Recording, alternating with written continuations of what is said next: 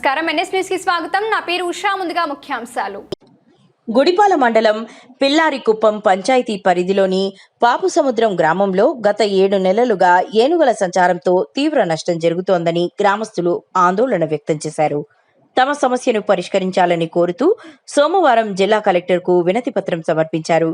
గ్రామస్తుల కథనం ప్రకారం ఏనుగులు తరచూ గ్రామ పరిసర ప్రాంతాల్లోకి వచ్చి బోరుబావులు, పైపులు, డ్రిప్ ఇరిగేషన్ వ్యవస్థలు, వ్యవసాయ పంటలు, టెంకాయ చెట్లను ధ్వంసం చేస్తున్నాయి. ఇప్పటి వరకు సుమారు 50 లక్షల రూపాయల మేర ఆస్తి, పంట నష్టం జరిగినట్లు వారు తెలిపారు. పిల్లారికుప్పం గ్రామం, పాపసముద్రం పంచాయతీ. గత 7 నెలలుగా మాకు ఏనుగుల సమస్య తీవ్రంగా ఉంది. కావున కలెక్టర్ గారికి అర్జీ ఇవ్వడానికి వచ్చాము. పంట పొలాలు, బోర్లు, పైపులు, ప్రతి ఒక్కటి, టెంకాయ చెట్లు ప్రతి ఒక్కటి రోజు వచ్చి డ్యామేజ్ చేస్తుంది. ఎవరు ఫారెస్ట్ ఆఫీసర్స్ కానీ వీళ్ళు కానీ వస్తారు కానీ వీటికి వచ్చి ఏమి కానీ మాకు పరిష్కారం కావట్లేదు.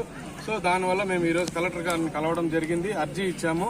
దీన్ని తగు జాగ్రత్తలు తీసుకుని మాకు వెంటనే ఈ నష్టపరిహారము ఇవ్వట్లేదు, సకాలంలో నష్టపరిహారము చెల్లించట్లేదు.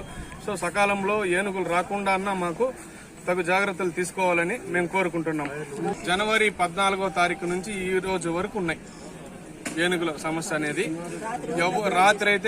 నిన్న రాత్రి అయితే మా ఊరికే వచ్చేసింది, ఇళ్లపై కానీ వచ్చి ఇళ్లలోకి దూరి ఏదో డ్యామేజ్ చేస్తుంది. సో తగు జాగ్రత్తలు మీరు తీసుకోవాలని మేము కోరుకుంటున్నాం. ఇప్పటికి దాదాపు 50 నుంచి 60 లక్షల రూపాయలు నష్టం జరిగింది మా గ్రామంలో. పిల్లారికుప్పం అనే ఒక గ్రామం కిందనే 60 నుంచి 70 లక్షలు నష్టం జరిగింది. కావున రైతులు ప్రతి ఒక్కరూ పైర్లు కానీ చేయడం లేదు.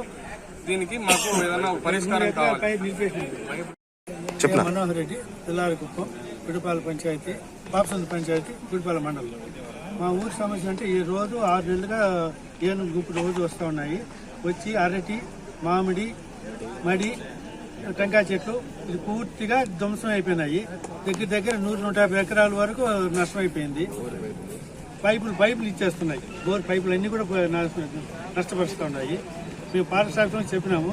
వాళ్ళు వచ్చిన ఒక 5 మంది వస్తారు, టపాసా కాలుస్తారు, ఇంకో విలేజ్కి వెళ్ళిపోతున్నాయి. ఆడ తరిమితే బట్టలూరు, గుడిపాల అక్కడి నుంచి ఇట్లా వస్తాయి, నీటి తరిమితే ఇట్లా వెళ్తున్నాయి. అది పూర్తిగా పరిష్కారం కనుక్కోలేదు వీళ్ళు ఎవరు. చాలా నష్టపడుతున్నాయి. చాలా ఇంక ఊర్లోకే వస్తున్నాయి. పూర్తిగా ఈ నెలలో కూడా ఉండాలంటే కష్టంగా ఉండేది. విలేజ్లో ఎన్ని ఇళ్ళు ఉన్నాయా? సుమారు 150 ఇండ్లు ఉన్నాయి. లాస్ట్ ఎప్పుడు వచ్చిందా?